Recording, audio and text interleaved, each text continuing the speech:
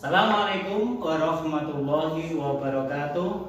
Halo anak-anak, selamat pagi. Pada pagi ini kita akan melanjutkan pembelajaran mapel PAI. Nanti akan Pak Guru sampaikan materinya, yaitu materi dari pembelajaran ke-10 di kelas 4 ini tentang zikir dan doa. Sebelumnya akan saya absen dulu dari 1 sampai yang tidak hadir ini. Baik, semua hadir ya, alhamdulillah. Akan kita mulai pembelajarannya, yaitu mengenai zikir, doa, dan sholat. Itu adalah 3 hal yang tidak dipisahkan dalam kita beribadah. Jadi ibadah itu ya anak-anakku, ibadah itu tidak hanya sholat saja, doa dan zikir itu juga salah satu termasuk ibadah. Zikir di sini merupakan perintah Allah Subhanahu wa taala yang diperintahkan kepada umat Islam, termasuk kita ya, termasuk Pak Guru, anak-anak semua kan agama Islam ya? Iya. Baik, dalam Al-Qur'an diperintahkan bismillahirrahmanirrahim. Ya ayyuhalladzina amanu dzkurullaha dzikran katsira.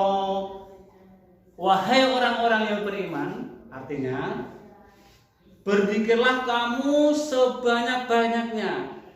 Karena dengan berzikir otomatis kita akan ingat kepada Allah. Dalam mengingat kepada Allah artinya kita senantiasa mengakui bahwa Allah itu selalu ada di sekeliling kita. Nah, bagaimana dengan bacaan zikir? Zikir kalau ditengok dari bahasa yaitu mengingat atau menyerukan Allah Subhanahu wa taala dengan diri kita masing-masing. Jadi zikir itu harus selalu kita laksanakan di mana saja dan kapan saja, kecuali ada tempat yang dilarang. Gimana anak-anak? Yang dilarang kita zikir atau ingat pada Allah. Dalam artian mengingat itu boleh di mana saja. Tetapi kalau dalam ucapan mengucapkan la ilaha illallah itu juga termasuk zikir. Subhanallah juga termasuk zikir. Tapi itu tidak boleh diucapkan di kamar mandi atau di WC. Selain itu, di dalam kita mengamalkan zikir ini, itu selain perintah Allah juga ada urut-urutannya. Pertama ya, sesudah kita melakukan zikir, Rasulullah Shallallahu Alaihi Wasallam menyampaikan yaitu dengan membaca istighfar. Apa bacaan istighfar? Istighfar adalah yang sering kita sampaikan yaitu Astaghfirullahaladzim. Baik, yang kedua tentang doa. Tadi Pak Guru menyampaikan zikir doa ya. Doa adalah merupakan juga ibadah kepada Allah. Apa itu doa? Doa itu bahasa Arab. Kalau di bahasa Indonesia kan yaitu permohonan atau permintaan. Ya. Permintaan kepada siapa? Permintaan kepada Allah. Loh Pak, kenapa kok kita harus minta? Toh Allah Maha tahu keinginan kita. Tidak seperti waktu itu anak-anak ya. Yang namanya permintaan itu bahwa Allah mengatakan mintalah kepada saya, otomatis akan saya berikan. Begitu Allah mengatakan. Dan Allah itu setiap doa manusia pasti dikabulkan. Pasti. Cuma mungkin bisa di dunia tetapi juga di akhirat. Jadi kita sebagai umat Rasulullah Shallallahu Alaihi Wasallam yang beragama Islam harus tetap berprasangka baik pada Allah. Bukan setiap kita minta itu langsung diberikan, tidak. Mungkin Allah mempunyai pertimbangan lain yang mungkin tidak layak diberikan di dunia, tapi insya Allah akan diberikan di akhirat. Ini janji Allah. Yang ketiga, sholat. Anak-anakku, sholat juga merupakan kewajiban yang perlu kita laksanakan. Dengan kita sebagai umat Rasulullah yang beragama Islam ini, sholat juga merupakan kewajiban dan kebutuhan.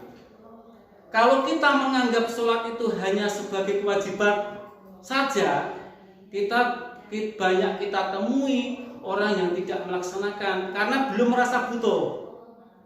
Maka anak-anak kelas 4 sekarang ya, kalian juga mulai saat ini, ayo tingkatkan dalam kita beribadah kepada Allah dengan kita merasa butuh kepada Allah dengan cara melaksanakan sholat.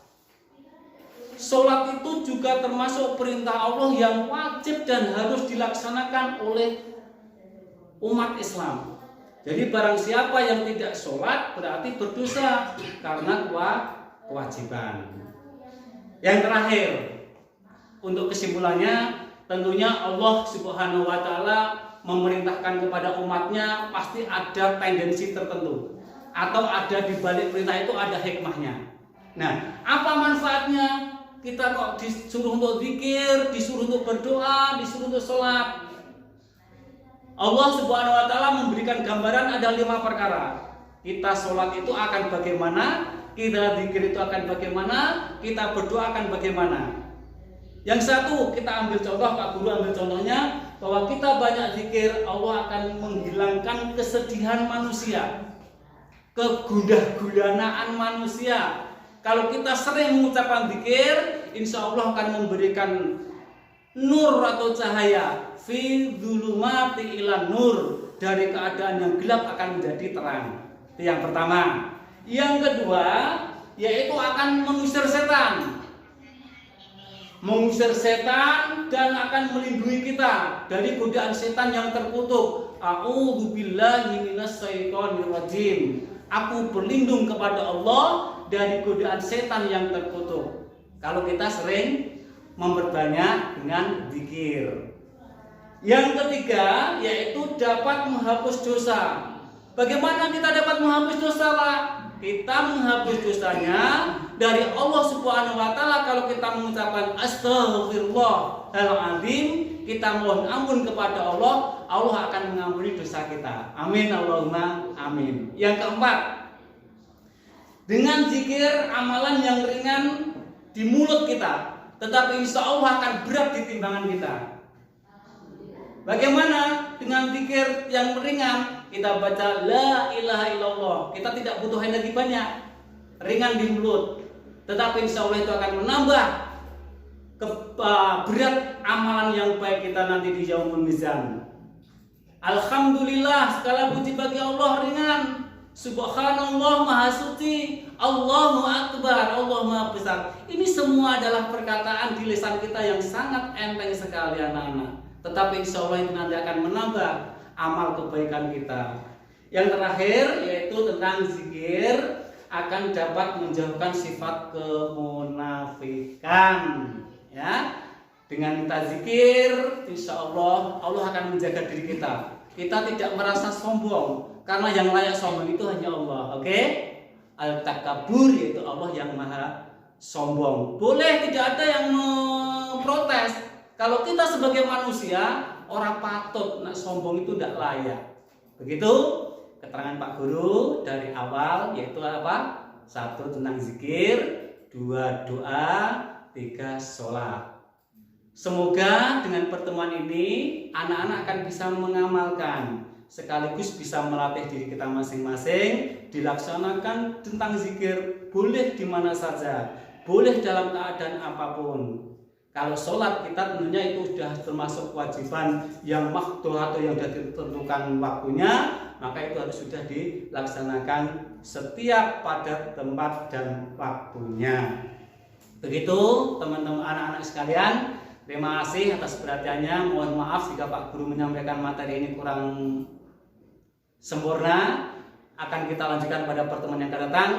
Kita akhiri. Assalamualaikum warahmatullahi wabarakatuh.